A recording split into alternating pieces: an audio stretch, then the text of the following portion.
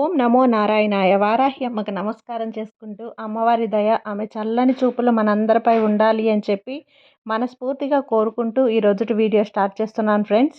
ఇక ఈరోజు వీడియోలో మనం చూడబోయేది ఏంటి అంటే, మనం ప్రతిరోజు వారాహి అమ్మవారిని ఎంతో ఇష్టంగా పూజిస్తూ ఉన్నాం కదండి. అమ్మవారికి ఇష్టమైనటువంటి రోజులలో శుక్రవారం, మంగళవారం, ఆదివారం, పౌర్ణమి, పంచమి, అమావాస్య, అష్టమి తిథులలో మనం చేసే పరిహారాలు, పూజలు, స్విచ్ బోర్డ్స్, ఏంజెల్స్ నెంబర్స్ ఇలాంటివన్నీ కూడా చాలా చాలా మంచి గొప్ప ఫలితాన్ని మనకు తెచ్చిపెడుతూ ఉన్నాయి. అలాగే ఈరోజు అష్టమి. అష్టమి తిథి ఈరోజు సాయంత్రం నుంచి రేపు సాయంత్రం వరకు ఉంటుందండి. పంచమి వచ్చిన 3 రోజుల తర్వాత వచ్చే అష్టమి తిథి కోసం మనం ఎంతగానో ఎదురు చూస్తూ ఉంటాం. అష్టమి తిథి రోజున ఏదైతే మన అప్పుల బాధలైతే ఉన్నాయో వాటిని తీర్చుకోవడానికి కానీ, నరదిష్టి పోగొట్టుకోవడానికి కానీ, అలాగే మన కోరికలు నెరవేర్చుకునేటువంటి అమ్మకి ఇష్టమైనటువంటి ఒక రోజనమాట. అమ్మకి ఇష్టమైన రోజులలో మనం అడిగే ఆశలు, కోరికలు, మన సమస్యలకి పరిష్కారాలు అమ్మ చాలా సులభంగా, చాలా ఈజీగా, తక్కువ టైంలోనే తీర్చేస్తుంది. అమ్మను ఇప్పుడు చెప్పబోయే ఈ నామంతో, ఈ తిరునామంతో మనం పిలిచినట్లయితే రాత్రికి, ఈరోజు రాత్రి హోరా టైంలో, హోరా టైం అంటే 8 గంటల నుంచి 9 గంటల వరకు వచ్చే టైం కదండి. అలాగే అష్టమి అనేది ఈరోజు సాయంత్రం నుంచి రేపు సాయంత్రం వరకు ఉంది.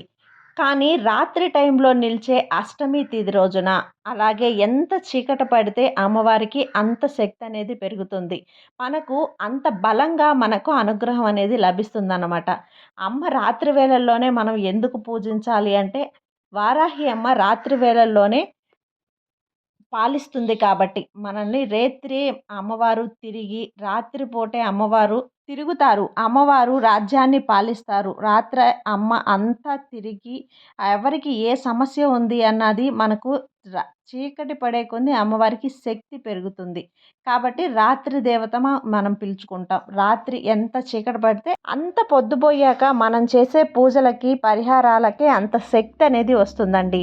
మనం చెయ్యంగానే కూడా మనకు వితిన్ సెకండ్స్లో మనకు ఫలితం అనేది కనిపిస్తుందన్నమాట. అలాంటి మామూలు రోజుల్లోనే అలాంటి శక్తి ఉన్నప్పుడు ఈరోజు అమ్మకి ఎంతో ఇష్టమైనటువంటి, అమ్మకు ప్రీతికరమైనటువంటి అష్టమి తిథి. ఈ తిథి రోజున మనం చెప్పుకోబోయే మంత్రం కానీ, పూజ కానీ, పరిహారం కానీ చాలా శక్తివంతంగా మనకు ఫలితాలను అందిస్తాయండి.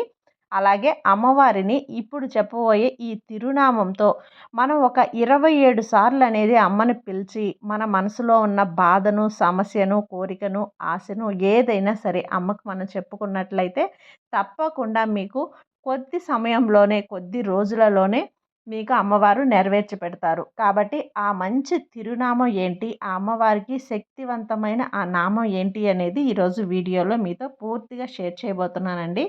తప్పకుండా ఈ వీడియో కనుక మీకు నచ్చినట్లయితే లైక్ చేసి సబ్స్క్రైబ్ చేయండి ఫ్రెండ్స్. అలాగే కొంతమంది భక్తులకు షేర్ చేయండి. ఇక వీడియోలోకి వచ్చేస్తే, ఆ అమ్మవారి తిరునామాన్ని ఏ టైంలోనైనా మీరు చెప్పుకోవచ్చండి. ప్రతిరోజు కూడా ఈ రోజుటి నుంచి ఒక 27 సార్లు అనేది చెప్పుకోవాలి. 21 రోజులు 27 సార్లు అని పిలవండి.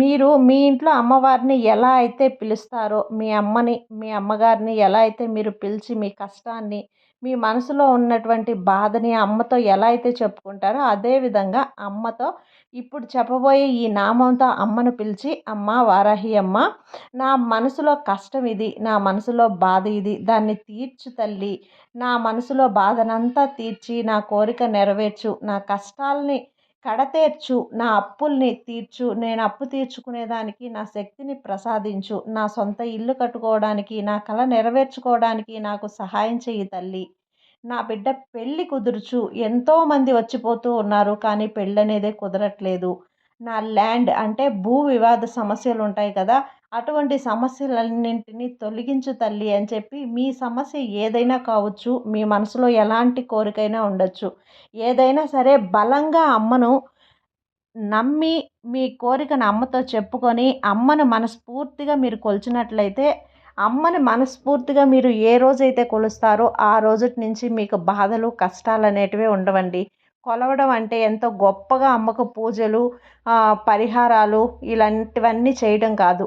మనసులో అమ్మని బలంగా నమ్మాలి. గట్టిగా అమ్మని మనస్ఫూర్తిగా నమ్మి అమ్మని మీరు కొలుస్తున్నట్లయితే, మీరు చిన్న బెల్లం ముక్క ప్రసాదం పెట్టినా చాలు. గొప్పగా ప్రసాదాలు చేసి పెట్టడం, ఆర్భాటంగా పూజలు చేయటం కాదు. అమ్మని మనస్ఫూర్తిగా, గట్టిగా నమ్మకంతో నమ్మిన రోజున మీకు ఖచ్చితంగా అమ్మ రూపం కూడా మీకు ప్రత్యక్షమవుతుంది. మీకు దర్శనమిస్తుంది. అలాంటప్పుడు అమ్మ మీతో తోడుగా ఉన్నట్టే. మీకు అమ్మ మీతో ఉంది అంటే ఏదో ఒక సంకేతాన్ని మీకు ఉ మీరు చూసిన దగ్గరల్లా అమ్మ ఫోటో కానీ, అమ్మ పేరు కానీ, ఇలా అమ్మ రూపం కానీ ఏదో ఒక రూపంలో కనిపించడం, అమ్మవారి దర్శన భాగ్యం మీకు కలలో కానీ, ఇలా ఏదో ఒక సంకేతం అనేది మీకు ఇస్తుంది. అలా ఇచ్చినప్పుడు అమ్మ మీతోనే ఉంది అని మీకు అర్థమవుతుందనమాట. కాబట్టి అమ్మను మనస్ఫూర్తిగా నమ్మి కొలిచిన రోజు మీకు కష్టాలన్నీ మాయమైపోతాయి. అమ్మవారి తిరునామం ఏంటో స్క్రీన్ మీద ఇస్తాను చూడండి ఫ్రెండ్స్. ఓం శ్రీం బహుభాసిని, ఓం శ్రీం బహుభాసిని, ఓం శ్రీం బహుభాసిని. ఈ విధంగా అమ్మవారిని ఓం శ్రీం బహుభాసిని, ఓం శ్రీం బహుభాసిని అని చెప్పి పిలిచి మీ మనసులోని సంకల్పం అనేది గట్టిగా చేసుకొని అమ్మవారితో నోరు తెరిచి చెప్పుకొని ఈ కష్టాన్ని, ఈ బాధని తీర్చు తల్లి. ఇలా నేను కష్టాల పాలవుతున్నాను. నాకు కన్నీరే శరణంగా ఉంది అని చెప్పి అమ్మవారితో మీ కష్టం ఏదైతే ఉందో మామూలుగా జనరల్‌గా మీ అమ్మతో గానీ, అక్కతో గానీ మీరు ఏ విధంగా పంచుకుంటారో ఆ విధంగా అమ్మతో చెప్పుకోండి. మీ కష్టాన్ని త్వరలోనే తీర్చుకోండి. ఈ విధంగా 21 రోజుల పాటు 27 సార్లనేది మీరు కంటిన్యూగా చెప్పుకుంటూ ఉండండి. దీన్ని చెప్పుకునేటప్పుడు మీరు తలస్నానం చేయకపోయినా పర్వాలేదండి. మామూలు స్నానం చేసి చెప్పుకోండి. నాన్ వెజ్ తిని చెప్పుకోవద్దు. పీరియడ్స్ టైంలో ఉన్నప్పుడు అస్సలు చెప్పుకోవద్దు. మీరు నార్మల్ టైంలో ఉన్నప్పుడు చెప్పుకోండి. కానీ ఏ టైంలోనైనా మధ్యాహ్నమైనా, ఉదయమైనా, సాయంత్రమైనా ఎప్పుడైనా చెప్పుకోండి. కానీ ఈరోజు అష్టమి తిథి కాబట్టి ఈ రోజుటి నుంచే స్టార్ట్ చేయండి. రాత్రి హోరా టైంలో చాలా శక్తివంతమైన ఆ సమయంలో మీరు స్టార్ట్ చేసినప్పుడు మీ సంకల్పం అనేది గట్టిగా నెరవేరడానికి మంచి అవకాశం అనేది ఉంటుంది. అది ఫ్రెండ్స్ ఈరోజుటి వీడియో. ఈ వీడియో మీకు నచ్చినట్లయితే లైక్ చేసి సబ్స్క్రైబ్ చేయండి.